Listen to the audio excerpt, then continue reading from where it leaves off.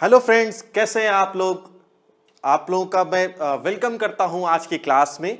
और आज की क्लास में बेटा हम लोग याद करिए तो हम लोग रिप्रोडक्शन इन ऑर्गेनिज्म चैप्टर पढ़ रहे हैं। और रिप्रोडक्शन इन ऑर्गेनिज्म चैप्टर में आज हमारी लास्ट क्लास है। सो बेटा आज की क्लास में हम लोग पढ़ेंगे फर्टिलाइजेशन। दो टॉपिक हमें डिस्कस करना है, एक फर्टिलाइजेशन है और एक दूसरा टॉपिक हमारा पोस्ट फर्टिलाइजेशन इवेंट है। याद करिए थर्ड वीडियो में हम लोगों ने प्री फर्टिलाइजेशन इवेंट डिस्कस किया था और आज की वीडियो में फर्टिलाइजेशन और पोस्ट फर्टिलाइजेशन इवेंट डिस्कस करना है। बहुत आसान चैप्टर है बेटा, ज्यादा कॉन्सेप्चुअल नहीं है। अगर आप लोगों ने 11th में बेटा अगर आप लोगों ने बायोलॉजिकल क्लासिफिकेशन और प्लांट किंगडम पढ़ा हुआ है, थोड़ा सा याद है, तो बहुत तेजी से हमारा हो जाएगा, बहुत आसानी से। ज्यादा कुछ इसमें समझना नहीं है, बहुत जल्दी जल्दी हम लोग इसे कंप्लीट करते हैं। तो फर्टिलाइजेशन क्या होता है बेटा। फर्टिलाइजेशन में कई बार हमने आपसे डिस्कस किया है कि फर्टिलाइजेशन होता क्या है। दो सेल्स का आपस में फ्यूज करना, फ्यूजन ऑफ सेल, और स्पेशली अगर गैमीट्स का फ्यूजन हो तो वही आपका फर्टिलाइजेशन, बल्कि ट्रू फर्टिलाइजेशन होता है और उसे हम लोग सिंगैमी भी कहते हैं।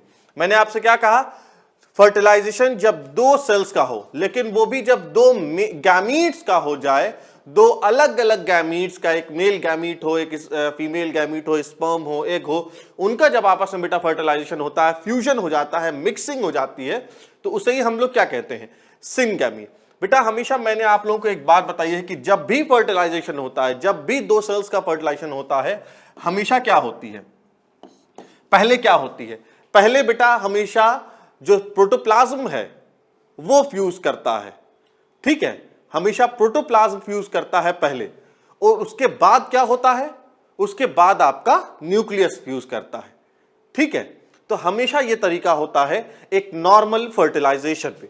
नेक्स्ट क्या है, fertilization is the most vital event in sexual reproduction. जाहिर सी बात है, बहुत वाइटल इसलिए हो जाता है कि दो लोगों को मिलाता है। एक अलग गैमीट है मेल, एक अलग गैमीट है फीमेल, इन दोनों को मिलाता है, इसीलिए एक ऐसा हो जाता है, बहुत ही वाइटल, बहुत ही इंपॉर्टेंट कड़ी होती है दो लोगों को मिलाने की। अरे ऐसे समझो, शादी है, शादी की जो रस्म होती है, चाहे वो हिंदू कल्चर में फेरे होते हों, चाहे मुस्लिम कल्चर में निकाह होता है, वो क्या है, वो क्या फर्टिलाइजेशन नहीं है, फर्टिलाइजेशन है ना भाई। दो अलग अलग लोगों को, एक मेल गैमीट है, एक फीमेल गैमीट है, एक मेल का परिवार है, एक फीमेल का परिवार है, उन दोनों को आपस में कहां मिला रहा है, फर्टिलाइजेशन में मिला रहा है। यही सेम चीज क्या होती है, शादी में भी यही होती है। जो फेरे की रस्म है या निकाह की रस्म है, वो क्या होती है, दो अलग अलग परिवारों को आपस में इकट्ठा करती है, क्योंकि तो इसीलिए वो क्या होते हैं, बहुत इंपॉर्टेंट स्टेप होता है, क्योंकि अगर वो नहीं होगा तो आगे का जो भी काम होना है, यानी सीड का फॉर्मेशन होना है, सॉरी जाइगोट का, सीड का, एम्ब्रियो का, इंडोस्पर्म का, ये सारे जो फॉर्मेशन है वो होंगे ही नहीं। तो सारे फॉर्मेशन सीड का, एम्ब्रियो का किस पे डिपेंड है, फर्टिलाइजेशन पर डिपेंड होता है। नेक्स्ट देखते हैं। अब फर्टिलाइजेशन बेटा दो तरह की होती है, एक होती है एक्सटर्नल फर्टिलाइजेशन। एक्सटर्नल फर्टिलाइजेशन का मतलब होता है, जैसे आप लोगों ने फिशेस में देखा होगा, फ्रॉग में देखा होगा, एम्फीबियंस में, उसमें क्या होता है, मेल, जैसे फिश पानी में रह रही है, मेल और फीमेल गैमीट क्या होगा, वो पानी में रिलीज हो जाएगा। ठीक है, पानी में रिलीज हो जाएगा। अब पानी में ही मेल और फीमेल गैमीट दोनों आपस में मिल जाएंगे, जाइगोट बना लेंगे, वो जाइगोट डेवलप कर जाएगा। ठीक है, इस तरीके से होता है। तो एक्सटर्नल फर्टिलाइजेशन मतलब बॉडी के बाहर फर्टिलाइजेशन। जैसे अगर आप ह्यूमन के केस में देखेंगे, ह्यूमन में एक्सटर्नल नहीं होती बेटा, ह्यूमन में तो इंटरनल फर्टिलाइजेशन होती है ना भाई, इंटरनल ही तो फर्टिलाइजेशन होती है। मेल गैमीट आता है, जाके फीमेल गैमीट से मिलता है, यही तो होता है। फीमेल गैमीट फैलोपियन ट्यूब में रहती है, male gamete male reproductive part यानी पेनिस से फीमेल की बॉडी में जाता है, फिर वहां पे वो फैलोपियन ट्यूब पर पहुंचता है, वहां पर फर्टिलाइजेशन होता है, जाइगोट का फॉर्मेशन होता है, फर्दर और डेवलपमेंट होता है। तो हमारे यहाँ क्या होता है, ह्यूमंस में क्या होता है, इंटरनल फर्टिलाइजेशन होती है, यानी बॉडी के अंदर, और अगर बाहर होती है तो उसे हम लोग एक्सटर्नल फर्टिलाइजेशन कहते हैं। तो देखो बेटा, fertilization occur outside the body, ये कहां कहां होती है, ये इंपॉर्टेंट है। ज्यादातर अलगी में एक्सटर्नल फर्टिलाइजेशन होता है, ज्यादातर अलगा, है ना, और कहां पर होता है, पानी में। ठीक है, ज्यादातर अलगा में, और लेकिन एक्सेप्ट कारा और स्पाइरोगायरा, कारा को छोड़ के और स्पाइरोगायरा को छोड़ के। ये कारा क्या है, कारा को बेटा हम लोग स्टोन वर्ड कहते हैं। कारा और स्पाइरोगायरा ये दोनों एक तरह की ग्रीन अलगी होती है, यानी अलगी में ये दोनों को छोड़ के, यानी ये दोनों कैसे होंगे, इन दोनों का इंटरनल फर्टिलाइजेशन होगा। समझ में आ गया, इन दोनों का इंटरनल फर्टिलाइजेशन होगा। उसके अलावा जितनी भी अलगी आप नाम लीजिए, आप यूलोथोरिक्स कह लीजिए, आप क्लेमाइडोमोनास कह लीजिए, आप फ्यूकस कह लीजिए, वॉल्वॉक्स कह लीजिए, जितने भी अलगा का आप नाम लेंगे वो सारे कैसे हो जाएंगे, एक्सटर्नल हो जाएंगे, लेकिन ये दोनों इंटरनल। उसके अलावा फिशेस है और एम्फीबियंस है, फ्रॉग बहुत अच्छा एग्जाम्पल है, वो सारे कैसे होते हैं, एक्सटर्नल होते हैं, यानी इनका गैमीट जो है वो पानी में रिलीज होता है और वहां पर वो फर्टिलाइज करके जाइगोट और फर्दर डेवलप करता है। Organism show great synchronization between the gametes, gametes के बीच में यानी बहुत सिंक्रोनाइजेशन होता है। ऑर्गेनिज्म जो होता है वो गैमीट इस तरीके से रिलीज करता है कि जैसे मेल गैमीट होता है दूसरी तरफ से फीमेल गैमीट रिलीज होता है, और दोनों अपने आप अपनी लाइफ स्पैन को लॉस करने से पहले फ्यूज कर जाते हैं। ठीक है, लेकिन यहां पर क्या होता है, it releases large amount of gamete into the surrounding medium. क्योंकि देखिए ये कंफर्म तो है नहीं कि फर्टिलाइज करेगा ही, तो वो क्या करता है, पानी में एक बहुत ज्यादा अमाउंट, जो भी मीडियम है जहां पर फर्टिलाइजेशन होना है उस मीडियम में एक्सटर्नल फर्टिलाइजेशन वाले ऑर्गेनिज्म जो होते हैं बहुत ज्यादा अमाउंट में गैमीट बनाते हैं। क्योंकि देखो जितनी ज्यादा अमाउंट में गैमीट बनेगा उसकी फर्टिलाइज करने की प्रोबेबिलिटी क्या होती है, उतनी ज्यादा बढ़ जाएगी। बात समझ में आई, इसीलिए ज्यादा बनता है। नेक्स्ट क्या है, zygote is formed in external medium. बात सही है, जाइगोट भाई जब दोनों लोगों ने अपने अपने गैमीट, मेल ने भी गैमीट बाहर रिलीज कर दिया, मान लो पानी में अगर मैं कहूं, मेल ने भी पानी में गैमीट रिलीज कर दिया, फीमेल ने भी पानी में गैमीट रिलीज कर दिया। अब वो दोनों गैमीट आपस में मिलेंगे और जाइगोट बना देगा। तो जाइगोट कहां बनेगा, पानी में, मतलब एक्सटर्नल मीडियम में। इधर आ जाओ, इंटरनल फर्टिलाइजेशन कहां होता है, अकर इनसाइड द बॉडी, बॉडी के अंदर होता है। तो जाहिर सी बात है जब बॉडी के अंदर फर्टिलाइजेशन हो रहा है तो जाइगोट भी कहां होगा, बॉडी के अंदर होगा, फॉर्म इनसाइड दी। और एग्जाम्पल क्या है, मोस्ट ऑफ द फंजाई, ज्यादातर फंजाई ऐसी होती है, ब्रायोफाइटा, टेरिडोफाइटा, जिम्नोस्पर्म, एंजियोस्पर्म। देखिए बेटा पिछली क्लास में मैंने एक बात ये बताई थी कि ब्रायोफाइटा के लिए, अलगा के लिए और जिम्नोस्पर्म के लिए, सॉरी जिम्नोस्पर्म नहीं, अलगी के लिए, ब्रायोफाइटा के लिए और टेरिडोफाइटा के लिए क्या होता है, वाटर मीडियम होता है गैमीट्स को ले जाने का, स्पेशली मेल गैमीट को ले जाने का है। लेकिन अलगा के केस में क्या है, मेल गैमीट फीमेल गैमीट दोनों रिलीज हो जाएगा कहां पर, वाटर में। लेकिन इन लोगों में ये चीज नहीं होती है। तो कौन कौन से हैं, फंजाई है, ब्रायोफाइट्स है, टेरिडोफाइट्स है, gymnosperm, angiosperm, mammal, bird, insect, reptile, इन सब लोगों में क्या होता है, इंटरनल फर्टिलाइजेशन होती है। फटाफट बेटा, बहुत आसान टॉपिक है, इसमें ज्यादा कुछ हेडेक नहीं है, ज्यादा ना दिमाग लगाना, फटाफट तेजी से आप लोग आगे निकलते हैं। नेक्स्ट है, एक क्वेश्चन मैंने यहां रखा है। अब देखो क्वेश्चन क्या है, मैंने कुछ प्लांट्स एग्जाम्पल दे दिया आपके सामने, इसमें आप मिक्स कर सकते हैं, एनिमल भी मिला सकते हैं, अच्छा क्वेश्चन बन सकता है इसमें। कह रहा है among spirogyra, ulothrix, gelidium, sphagnum, marchantia, dryopteris, pinus, wheat, mango, इनमें से कितने ऑर्गेनिज्म ऐसे हैं जो इंटरनल फर्टिलाइजेशन शो करते हैं। अब इंटरनल फर्टिलाइजेशन कौन कौन शो करता है, एक्सटर्नल कौन कौन से, अलगी, फिश, एम्फीबियंस, उसको छोड़ के सब लोग क्या करते हैं, एक्सटर्नल फर्टिलाइजेशन शो करते हैं। चलो आओ जरा देखते हैं। स्पाइरोगायरा शो करता है, अभी देखो तो मैंने अभी ये दिखाया है बेटा, ये देखो सारे अलगा कैसे होते हैं, एक्सटर्नल फर्टिलाइजेशन, लेकिन कारा को और स्पाइरोगायरा को छोड़ के, ठीक है, कारा को और स्पाइरोगायरा को छोड़ के। तो इसका मतलब स्पाइरोगायरा कैसे है, कैसा है बेटा, ये स्पाइरोगायरा इंटरनल फर्टिलाइजेशन। यूलोथ्रिक्स नहीं होता है, यूलोथ्रिक्स ग्रीन अलगा होता है, यूलोथ्रिक्स बेटा एक्सटर्नल फर्टिलाइजेशन होती है। मैं यहां पे ई लिख दे रहा हूं, EX, मतलब एक इंटरनल एक्सटर्नल फर्टिलाइजेशन होती है। जिलीडियम आ जाओ, जिलीडियम जानते हो क्या होता है, क्या होता होता, ये अलगी होता है, ये रेड अलगी है। जिलीडियम, ग्रेसिलेरिया, गिगार्टिना, ये 3 अलगी होते हैं जो किस चीज का, अगर अगर का फॉर्मेशन करते हैं, अगार जो कहते हैं उसका फॉर्मेशन यही लोग करते हैं। ये भी कैसा होता है, एक्सटर्नल हो जाएगा क्योंकि अलगी में आता है।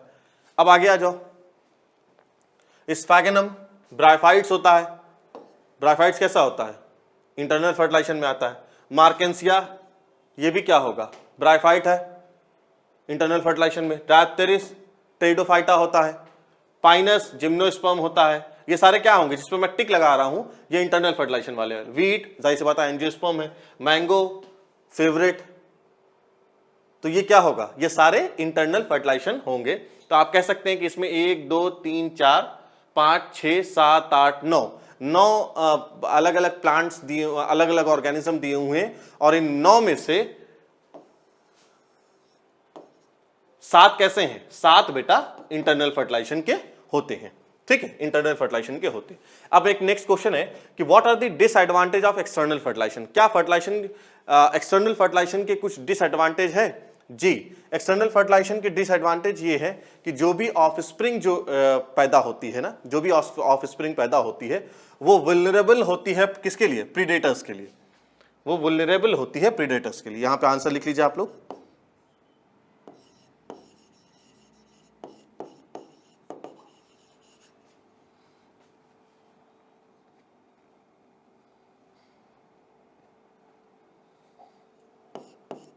produced is vulnerable to predators, यानी ये काफी चांस होता है कि प्रीडेटर्स उसे नुकसान पहुंचा सकते हैं, ठीक है, vulnerable to predators। नेक्स्ट देखते हैं हम लोग, नेक्स्ट क्या बेटा, अब आप तो हम लोग आते हैं पोस्ट फर्टिलाइजेशन इवेंट पे कि पोस्ट फर्टिलाइजेशन इवेंट क्या क्या होता है। पोस्ट फर्टिलाइजेशन इवेंट मतलब event which occur after fertilization, वो इवेंट जो फर्टिलाइजेशन के बाद होता है। अब जाहिर सी बात है फर्टिलाइजेशन हो गया है, मेल और फीमेल गैमीट आपस में फ्यूज कर गए हैं। अब जब मेल और फीमेल गैमीट आपस में फ्यूज कर गए हैं तो क्या हुआ, एक तो जाइगोट का फॉर्मेशन हुआ है और दूसरा एम्ब्रियोजेनेसिस हुआ है, ठीक है बेटा। तो एक क्या हो गया है, जाइगोट का फॉर्मेशन, और एक एम्ब्रियोजेनेसिस का हुआ है, ठीक है, एम्ब्रियोजेनेसिस का हुआ है, ठीक है बेटा। तो ये दो चीज इवेंट होते हैं। सबसे पहले हम लोग जाइगोट को थोड़ा सा देख लेते हैं, उसके बाद हम लोग एम्ब्रियोजेनेसिस पे पढ़ेंगे। जाइगोट क्या होता है, जाइगोट एक कनेक्टिंग लिंक है दो जनरेशंस के बीच में, यानी एक तो वो मदर जनरेशन हो गई पेरेंट्स वाली, और एक बच्चों की डॉटर ऑफस्प्रिंग वाली जनरेशन हो गई, इन दोनों को कनेक्ट है। देखो zygote is the connecting link between two successive generation. ये क्वेश्चन पूछा गया है कि वह कौन सी चीज होती है जो जनरेशंस के बीच में कनेक्टिंग लिंक होती है, तो जाइगोट होती है। इन फंजाई और अलगा zygote develop a thick wall, zygote के किनारे की तरफ सिस्ट की तरह एक थिक वॉल डेवलप हो जाती है which provide resistance to damage and desiccation. Unfavourable condition में ये चीज होती है कि उसके ऊपर एक हार्ड सी कवरिंग हो जाती है ताकि उसे किसी भी तरह के नुकसान से बचाया जा सके, ठीक है। Next it is always deployed. ये एक इंपॉर्टेंट चीज है कि देखिए जिस तरीके से गैमीट के लिए बात कही गई कि वो हमेशा हैप्लॉयड होता है, गैमीट जो है वो हमेशा हैप्लॉयड होता है, इसी तरीके से जो जाइगोट होता है वो हमेशा डिप्लॉयड होता है। और लास्ट पॉइंट क्या है, it ensures continuity of species from generation to generation. इसी की वजह से एक जनरेशन से दूसरी, दूसरे से तीसरी, तीसरी से चौथी में चीजें डेवलप होती चली जाती हैं। लास्ट पॉइंट ये है कि it is the first cell of new organism in all sexually reproducing organism. यानी हम ये बात कह सकते हैं कि जब कोई भी ऑर्गेनिज्म डेवलप होता है तो उसकी पहली सेल कौन सी होती है, भाई पहली सेल कौन सी है ये? अगर कोई भी एक ऑर्गेनिज्म है, कोई एक प्लांट है, उस प्लांट की पहली सेल क्या होगी, जाहिर सी बात है जाइगोट होगा, क्योंकि उसी जाइगोट में फिर भाई एक ये जाइगोट है और ये कोई प्लांट है, ये कोई प्लांट है, ठीक है बेटा, ये प्लांट है कोई। अब इस प्लांट की अगर तुमसे पूछा जाए कि इस प्लांट की पहली सेल क्या रही होगी, जाहिर सी बात है जाइगोट रही होगी, क्योंकि इसी जाइगोट में क्या हुआ है, डिवीजन स्टार्ट हुआ है, डिवीजन डिफरेंशिएशन स्टार्ट हुआ है, और जिसकी वजह से एक पूरा एक कंप्लीट ऑर्गेनिज्म डेवलप होता है, ठीक है।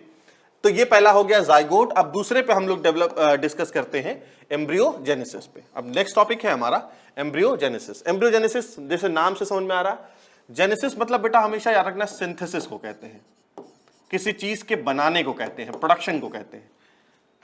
ये इसका मतलब क्या हुआ, एम्ब्रियो की सिंथेसिस, एम्ब्रियो का फॉर्मेशन, एम्ब्रियो कैसे बनती है, इसे ही एम्ब्रियोजेनेसिस कहते हैं। तो formation of embryo from zygote is known as embryogenesis. आप लोग जिन बच्चों ने मेरी एम्ब्रियो डेवलपमेंट की वीडियो देख ली है, sexual reproduction in flowering plant में मैंने इसको बहुत डिटेल में पढ़ाया है। वहां पर जो बच्चे देखना चाहते हैं वो देख सकते हैं। वहां पर बेटा हमने डिटेल में बता दिया है कि किस तरीके से जाइगोट डेवलप करता है डाइकॉट एम्ब्रियो में और मोनोकॉट एम्ब्रियो में, प्लांट के केस में, और एनिमल के केस में भी आप लोग देख सकते हैं वीडियो, वहां पर भी एक्सप्लेन किया गया है। तो एम्ब्रियोजेनेसिस मतलब होता है जाइगोट से एम्ब्रियो का फॉर्मेशन। अच्छा, आफ्टर दैट जाहिर सी बात है पहले क्या होगा, जाइगोट का फॉर्मेशन होगा और उसके बाद उसमें डिवीजन होगा, उसके डिवीजन की वजह से अलग अलग, चाहे इंटरनल चाहे एक्सटर्नल, जो ऑर्गन्स होते हैं उनका डेवलपमेंट स्टार्ट होता है। इंटरनल एंड एक्सटर्नल ऑर्गन्स का डेवलपमेंट स्टार्ट होता है, जिसे हम लोग मॉर्फोजेनेसिस कहते हैं। जैसे एग्जांपल के तौर पर अगर मैं ये बताऊं, क्या आपको पता है कि हार्ट जो है, अगर ह्यूमन के केस में हार्ट जाइगोट फर्टिलाइजेशन के कितने दिन के बाद जाइगोट का वो हार्ट का फॉर्मेशन होता है? तो माना यह जाता है कि 4 हफ्तों के बाद, मतलब एक टेंटेटिव ये है कि 4 हफ्तों के बाद। तो ये क्या हुआ, जाइगोट बना। अब जाइगोट धीमे धीमे डिवाइड करेगा। आप देख सकते हैं बहुत बेहतरीन प्रोसेस है ह्यूमन में, किस तरीके से डेवलपमेंट होता है डिफरेंट ऑर्गन्स का। तो ये जो ऑर्गन्स का बेटा जो डिफरेंशिएशन होता है, डिवीजन होता है सेल्स का, जाइगोट का, और इन्हीं की वजह से फिर फर्दर किसी ऑर्गन का, चाहे वो इंटरनल हो चाहे एक्सटर्नल हो, का फॉर्मेशन होता है और पूरी एक कंप्लीट बॉडी तैयार हो जाती है। ठीक है, नेक्स्ट देखें, ड्यूरिंग एम्ब्रियोजेनेसिस क्या होता है, जाइगोट अंडरगोज सेल डिवीजन। 2 चीज होती है, एक तो सेल डिवीजन होता है और दूसरा सेल डिफरेंशिएशन। बेटा इसे याद रखना, थोड़ा सा इसे टिक कर लो, क्योंकि ये दोनों वर्ड्स काफी कंफ्यूज करते हैं और आज मैं तुम्हें क्लियर कर दूंगा क्या मतलब होता है दोनों का, सेल डिफरेंशिएशन का और सेल डिवीजन का। देखो, सेल डिवीजन का मतलब ये होता है अपने सेल के नंबर को बढ़ाना। Cell division increases the number of cell. Cell division का मतलब ये होता है कि अपने नंबर को बढ़ाना, और सेल डिफरेंशिएशन का मतलब होता है कि जो ग्रुप ऑफ सेल जो हैं वो मॉडिफाई कर जाएं अलग अलग तरह के टिश्यू और ऑर्गन्स में। देखो, while cell differentiation help group of cell to undergoes modification to form tissue and organ. ये कन्वर्ट हो जाए अलग अलग तरह के टिश्यू और ऑर्गन में कन्वर्ट हो जाए, इसके लिए बेटा ये सेल डिफरेंशिएशन होता है। नेक्स्ट आ जाए, ये तो मैंने थोड़ा सा अब प्लांट्स के रिस्पेक्ट में कुछ बात कर लेते हैं कि आफ्टर फर्टिलाइजेशन जो ओव्यूल है वो कन्वर्ट हो जाता है सीड में, और ओवरी कन्वर्ट हो जाती है फ्रूट में, और फ्रूट वॉल को हम लोग पेरिकार्प कहते हैं। जो ओव्यूल है बेटा, कई बार बता चुका हूं, जिन बच्चों ने sexual reproduction in flowering plant पढ़ लिया होगा वो ये जानते होंगे। ओव्यूल सीड में कन्वर्ट हो जाता है और ओवरी फ्रूट में कन्वर्ट हो जाता है। ठीक है, ओवरी फ्रूट में कन्वर्ट हो जाता है, और जो ओवरी वॉल जो होती है वो फ्रूट वॉल बनाती है, और उसे हम लोग क्या कहते हैं, उसे बेटा पेरिकार्प कहते हैं। बात समझ में आ गई, पेरिकार्प कहते हैं। अच्छा, उसके अलावा फिर दूसरे फ्लोरल पार्ट्स का क्या हाल होता है, मतलब फर्टिलाइजेशन के बाद जब डेवलपमेंट होता है तो फ्लोरल पार्ट्स से क्या कंडीशन जाती है, सेपल है, पेटल है, एंडोशियम है, गाइनिशियम है।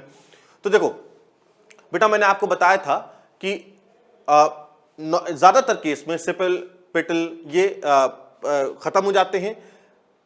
एंड्रोशियम क्योंकि स्टेमिन होता है वो भी खत्म हो जाता है, और जो उसका ओवरी वाला पार्ट रह जाता है वही फर्दर डेवलपमेंट होता है। तो the other floral parts called sepal, petal, stamen, style shed from the plant. लेकिन कुछ एक्सेप्शनल केस ऐसे होते हैं जहां पे कुछ चीजें पाई जाती हैं। वो एक्सेप्शनल केसेस हम अलग अलग जगह पे बताते चल रहे हैं बेटा। जैसे मैंने कहा कि नॉर्मल केस में क्या होता है, जो न्यूक्लियस सेल होती है जो ओव्यूल में पाई जाती है वो तो खत्म हो जाती है नॉर्मल केस में। लेकिन कुछ जैसे बीट है, पाइपरनैग्रम है, उसमें क्या होता है, उसमें रिटेन कर जाती है। यही तो था ना भाई, उसमें रिटेन कर जाती है, उससे हम लोग पेरिस्पर्म कहते हैं। From the plant, in some plants like pea, ashwagandha, sepal is attach with the fruit. कुछ केसेस में जैसे पी है, अश्वगंधा है, इसमें सेपल शेड नहीं करती है बल्कि वो अटैच रहती है फ्रूट्स के साथ। ठीक है बेटा, नेक्स्ट देखो, मैंने यहां पे कुछ सीड्स के, ये कुछ सीड है ना, ये कुछ सीड्स हैं बेटा, उसके मैंने एग्जाम्पल डायग्राम दिखाया है जिसमें मैंने पेरिकार्प और सीड दिखाया है। ठीक है, पेरिकार्प और सीड दिखाया, ये आप लोग जरूर कर लीजिएगा। इसे बना लीजिए बेटा, और ये याद रखिएगा कि कौन सा सीड वाला पार्ट है और कौन सा पेरिकार्प वाला पार्ट है, क्योंकि मेडिकल में इस तरह के डायग्राम बेस्ड क्वेश्चन पूछे जा सकते हैं। नेक्स्ट देखते हैं।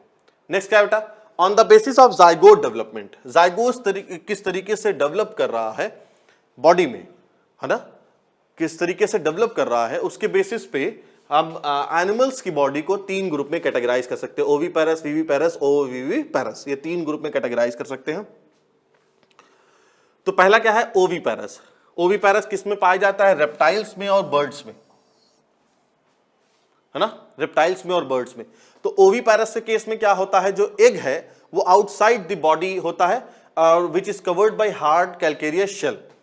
जो एग जो है वो बॉडी के बाहर एग जो है वो बॉडी के बाहर ले होता है, और वो हार्ड कैल्केरियस शेल से इसलिए कवर होता है, उसका एक रीजन है कि हार्ड कैल्केरियस शेल से बेटा इसलिए कवर होता है ताकि एग जो है वो, क्योंकि वो बाहर मतलब एक्सटर्नल एनवायरनमेंट में आ गया है, अब एक्सटर्नल एनवायरनमेंट में उसे तो protective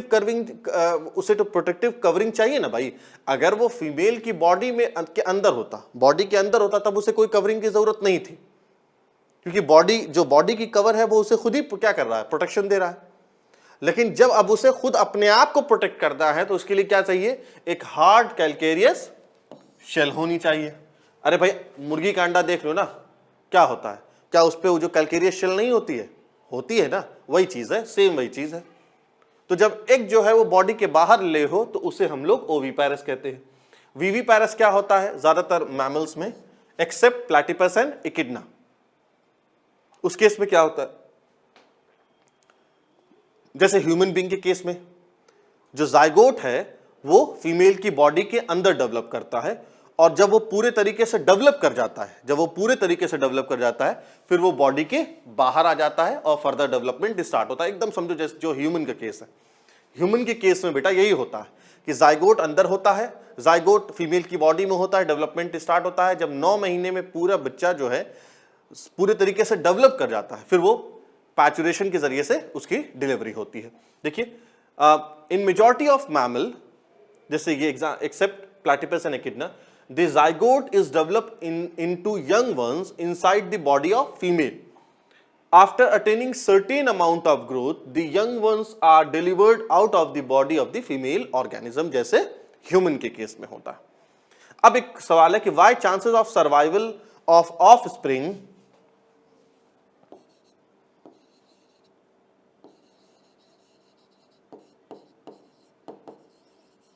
offspring is greater in viviparous organism। इनमें सर्वाइवल के चांसेस क्यों बढ़ जाते हैं? जाहिर सी बात है, जब वो फीमेल के अंदर डेवलप कर रहा है तो फीमेल क्या है, फीमेल उसे न्यूट्रिशन प्रोवाइड कर रही है, उसे गैस प्रोवाइड कर रही है, ऑक्सीजन प्रोवाइड कर रही है, उसके वेस्ट को बाहर निकाल रही है, एक कवरिंग है जो उसे अलग अलग तरह के मौसम से, अलग अलग तरह के अनफेवरेबल कंडीशन से उसे बचा रही है। इसलिए वो ऑर्गेनिज्म जो विविपैरस होते हैं, उनके जो ऑफस्प्रिंग होते हैं, उनके सर्वाइव के चांसेस इसीलिए ज्यादा बढ़ जाते हैं, क्योंकि वो बॉडी के अंदर डेवलप करते हैं। आगे देखते हैं, ठीक है बेटा। अब नेक्स्ट है हमारा ओविविपैरस, ये शार्क में पाया जाता है। शार्क इसका सबसे अच्छा एग्जांपल है, ये कभी पूछा जा सकता है, इसे टिक कर लेना। इसमें क्या होता है, in ovoviviparous animal female retain the egg inside the body. After fertilization, body के अंदर ही क्या होता है, एग होता है, फर्टिलाइजेशन हुआ, it allow development of embryo inside the body. Embryo जो है भाई देखो एकदम यहां तक क्या होता है, डेवलपमेंट ऑफ बॉडी यहां तक क्या होता है, वो एकदम विविपैरस की तरह होता है। एग अंदर है, फर्टिलाइजेशन हुआ, रिप्रोडक्शन हुआ, फर्टिलाइजेशन हुआ, जाइगोट बना, एम्ब्रियो का डेवलपमेंट हुआ, ये सारी चीजें कहां होती हैं, बॉडी के अंदर होती हैं। लेकिन यहां पर क्या होता है, यहां पर बेटा प्लासेंटा एब्सेंट होता है। प्लासेंटा क्या होता है, प्लासेंटा अम्बिलिकल कॉर्ड यहां पर एब्सेंट होता है।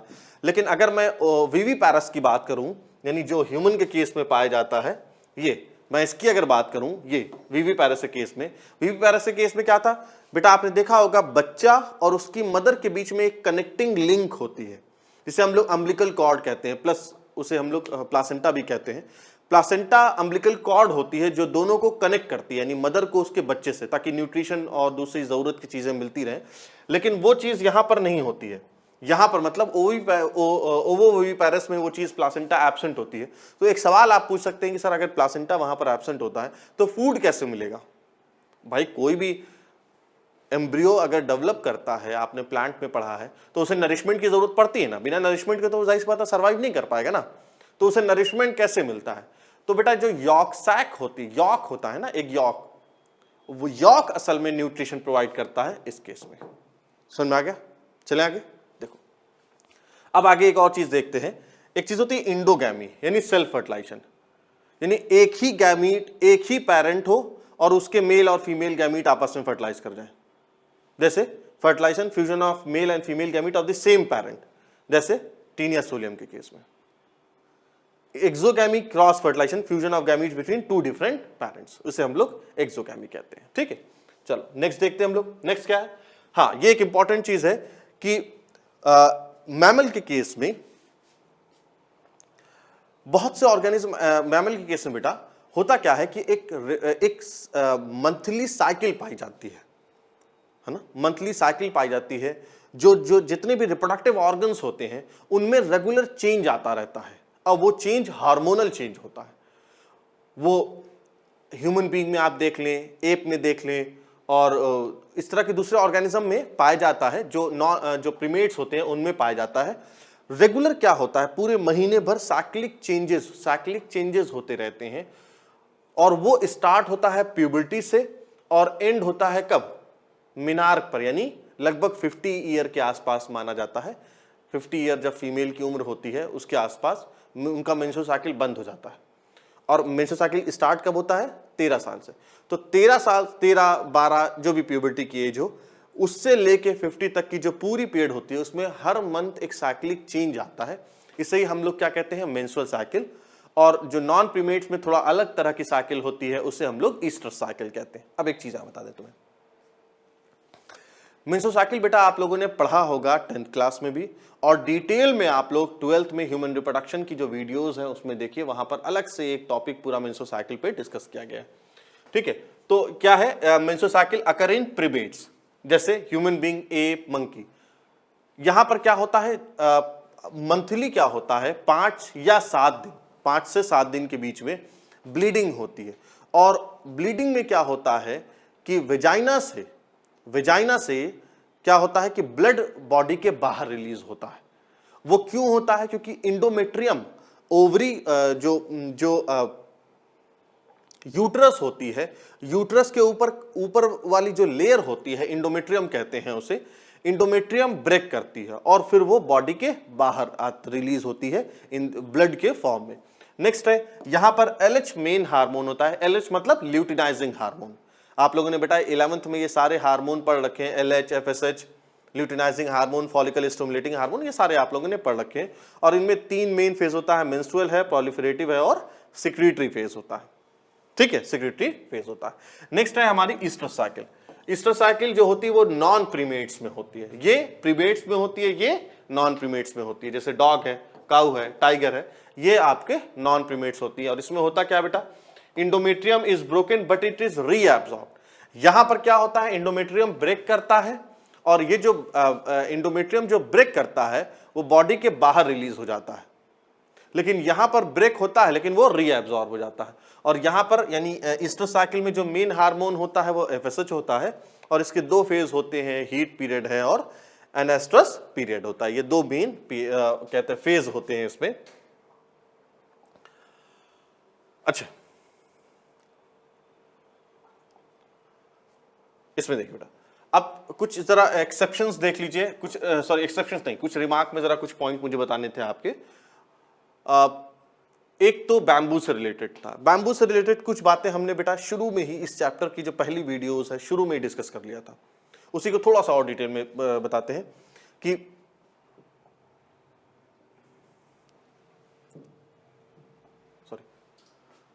सम पेरिनियल प्लांट मैंने बताया था जिसकी फ्रूटिंग और फ्लावरिंग जो एक से पेरिनियल प्लांट मतलब जिसकी लाइफ बेटा कई साल की हो, एक से ज्यादा हो, वो पेरिनियल प्लांट्स होते हैं, 2 से ज्यादा sorry, so some perennial plants is also monocarpic in nature like bamboo, है ना। बैम्बू के केस में, बैम्बू मैंने आपको एग्जाम्पल भी बताया था पेरिनियल में। Bamboo survive vegetatively up to 50 to 100 year, 50 से 100 के बीच में उसकी लाइफ होती है, लाइफ स्पैन होती है। And then flowering and fruiting occur and plant die. और बैम्बू में सिर्फ एक बार क्या होता है, फ्रूटिंग और फ्लावरिंग होता है, पूरी जिंदगी में सिर्फ एक बार फ्रूटिंग और फ्लावरिंग होता है। नेक्स्ट देख लो, नेक्स्ट एग्जाम्पल है स्ट्रोबिलंथस कुंथियाना, इसे जरूर याद रखिएगा बेटा, कई बार मेडिकल में पूछा है। इसे हम लोग नीला कुरंजी कहते हैं क्योंकि इसका फ्लावर जो होता है वो ब्लू कलर का होता है, जिसकी वजह से नीला कुरंजी कहते हैं।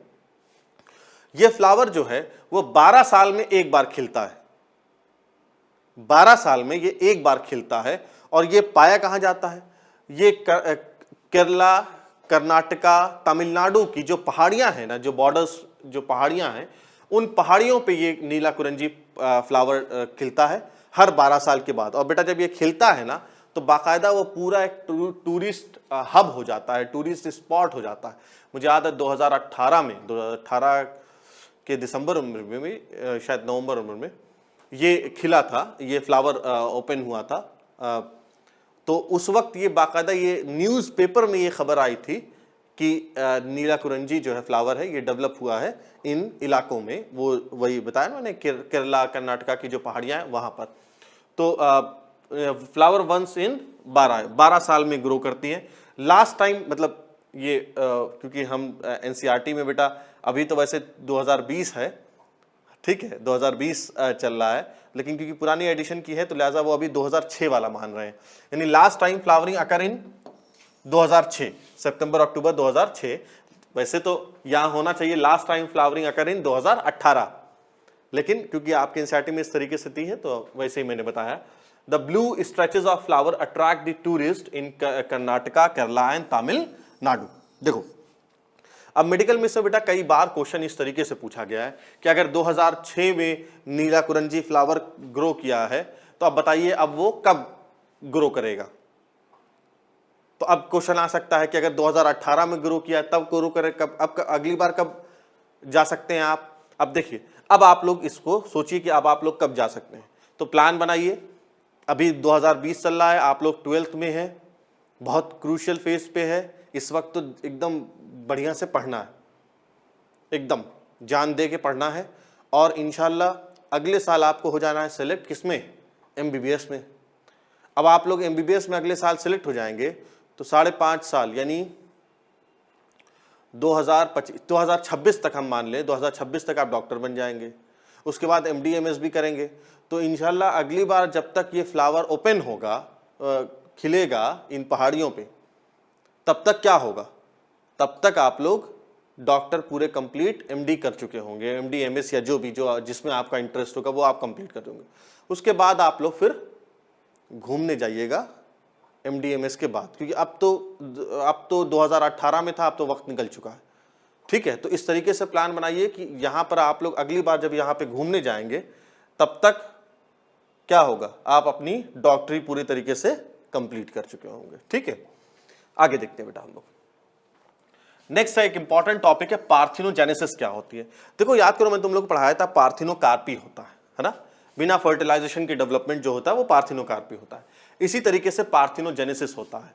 बेसिक टर्म ये है कि वो पार्थिनोकार्पी मेनली हम प्लांट के रेस्पेक्ट में इस्तेमाल करते हैं और एनिमल के रेस्पेक्ट में हम पार्थिनोजेनेसिस कहते हैं। तो क्या है, it is a type of reproduction in which egg cell is directly develop into offspring without fertilization. बिना फर्टिलाइजेशन के डेवलपमेंट हो जाए तो ये क्या होता है बेटा, ये आपका पार्थिनोजेनेसिस कहलाता है, बिना फर्टिलाइजेशन के डेवलप कर जाए। एग्जाम्पल है जैसे रोटिफर्स, हनी बी में मैं भी आपको बताऊंगा, जो ड्रोन होता है मेल हनी बी, वो पार्थिनोजेनेसिस के ही जरिए से ग्रो करता है। Some birds like turkey and some lizards like Caucasian rock lizard. ये 4-5 एग्जाम्पल है, इसमें तुम एक एग्जाम्पल तो जरूर याद रखना और वो पूछा जाता है, वो ये है तुम्हारा। अभी हम आगे बताएंगे हनी बी के बारे में, थोड़ा सा और डिटेल में बात करेंगे, ठीक है बेटा। हनी बी, अच्छा अब आगे चलते हैं। इट इज ऑफ 2 टाइप, ये 2 तरह का होता है। एक है कंप्लीट या ऑब्लिगेटरी पाथवे। कंप्लीट क्या होता है, यहां पे यहां पे क्या होता है कि एग्जाम्पल है रोटिफर्स और some lizard, member of this species is produced only through parthenogenesis. यहां पे कहने का मतलब ये कि जैसे हनी बी की अगर मैं बात करूं, हनी बी की अगर बात करूं तो हनी बी में बेटा क्वीन का डेवलपमेंट और वर्कर का जो डेवलपमेंट, भाई हनी बी याद होगा, पढ़ा है कुछ, कभी सुना है नाम, 9th क्लास में कुछ पढ़ा होगा कि भाई हनी बी में 3 तरह के होते हैं, एक क्वीन है, सिंगल होती है, वर्कर्स होते हैं और फिर ड्रोन होते हैं, पढ़ा होगा ना। तो उसमें हनी जो क्वीन है और जो वर्कर है उनका फॉर्मेशन कैसे होता है, उनका फॉर्मेशन फर्टिलाइजेशन के जरिए से होता है। लेकिन जो मेल हनी बी है जिसे ड्रोन कहते हैं, उनका वो पार्थिनोजेनेसिस के जरिए से होता है। तो जब ऐसा होता है कि कुछ ऑर्गेनिज्म जो है वो पार्थिनोजेनेसिस के जरिए से हो रहा है, कुछ नॉर्मल फर्टिलाइजेशन के जरिए से हो रहा है, तो उसे हम लोग इनकम्प्लीट साइकिल कहते हैं। Member of this species in addition to parthenogenesis also perform sexual reproduction. ठीक है,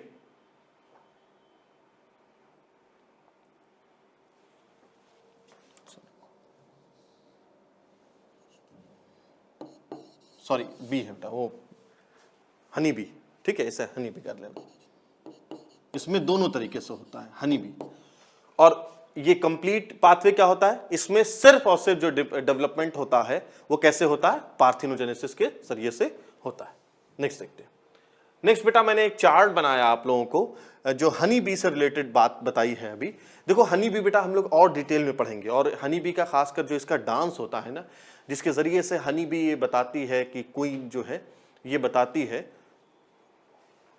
जो वर्कर सॉरी ये बताती है कि फूल जो फ्लावर है या बाग है, फ्लावर कितनी दूर पे है, किस डायरेक्शन में है, वहां पर नेक्टर का कितना अमाउंट है ना। ये सारी चीजें जो है वो एक डांस के थ्रू अपने सारे लोगों दूसरे लोगों को बताती है। तो ये सारी चीजें हम लोग पढ़ेंगे जब हम लोग strategies for enhancement in food production में जब पढ़ेंगे, तो वहां पर एक टॉपिक हम लोग एपिकल्चर पढ़ेंगे, उसमें बेटा हम लोग वहां पे ज्यादा डिटेल में पढ़ेंगे। फिलहाल थोड़ा सा मैं यहाँ बता दे रहा हूँ ताकि कुछ क्वेश्चंस अगर आए तो आप सॉल्व कर लें। देखिए क्वीन है ना, क्वीन है, क्वीन में जब मियोसिस होगी, 2n होगी क्वीन, जब मियोसिस होगी तो आपको पता है कि मियोसिस से गैमीट्स बनते हैं और क्रोमोसोम नंबर आधा हो जाता है।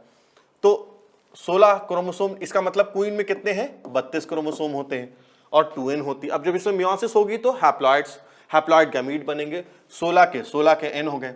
अब देखो बेटा, अब उसमें क्या होता है कि पार्थिनोजेनेसिस के जरिए से, और वो पार्थिनोजेनेसिस किस टाइप का होता है, एरिनोटोकी। असल में पार्थिनोजेनेसिस बेटा 3 तरह का होता है, एरिनोटोकी है, एम्फीटोकी है, थिकोटोकी है। इतना तो भी डिटेल में नहीं पढ़ना है, पर पार्थिनोजेनेसिस किस टाइप का होता है, ये क्वेश्चन आया हुआ है मेडिकल में कि पार्थिनोजेनेसिस जो हनी बी में होती है, जिसके जरिए से ड्रोन का फॉर्मेशन होता है, मेल का फॉर्मेशन होता है, वो किस तरह का होता है, तो वो बताएंगे आप एरिनोटोकी। इससे क्या होगा, ड्रोन का फॉर्मेशन होगा। या दूसरी चीज ये कि ड्रोन में माइटोसिस भी होती है, तो माइटोसिस में इस यहां पर क्रोमोसोम नंबर कितना होगा भाई, 16 होगा, और ये हैप्लॉइड होगी, ठीक है, हैप्लॉइड होगी। तो ये ड्रोन में क्या होता है, माइटोसिस होता है, अपने नंबर को बढ़ाता है। अब ये जब इससे फर्टिलाइज करेगा, मान लीजिए इससे फर्टिलाइज किया, तो क्या होगा बेटा, लार्वा बनेगा। अब ये जो लार्वा है वो डेवलप कर सकती है क्वीन में भी और वर्कर में भी। सुन लो मेरी बात, फर्क क्या होता है, लार्वा जो है वो डेवलप करेगा क्वीन में भी या वर्कर बी में भी डेवलप कर सकता है, और दोनों फीमेल होती। फर्क क्या होता है, फर्क ये होता है बेटा, फर्क ये होता है, फर्क ये होता है, ये मेल है, ये ड्रोन।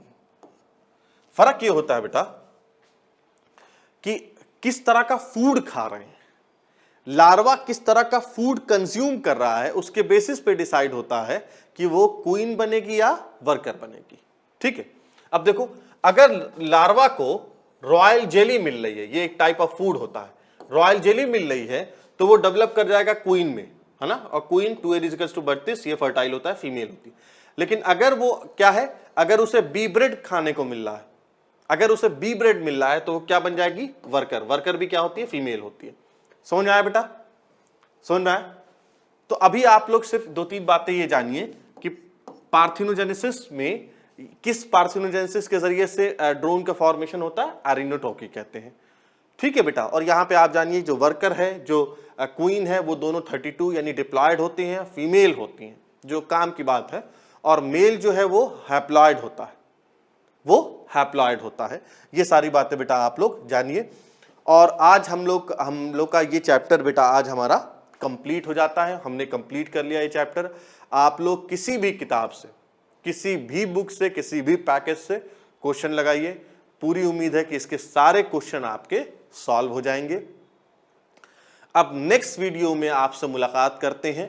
अब नेक्स्ट वीडियो में बेटा हम लोग डिस्कस करेंगे जेनेटिक्स। बेहतरीन टॉपिक है, principle of inheritance and variation, जो आपके 12th का फिफ्थ चैप्टर है जेनेटिक्स।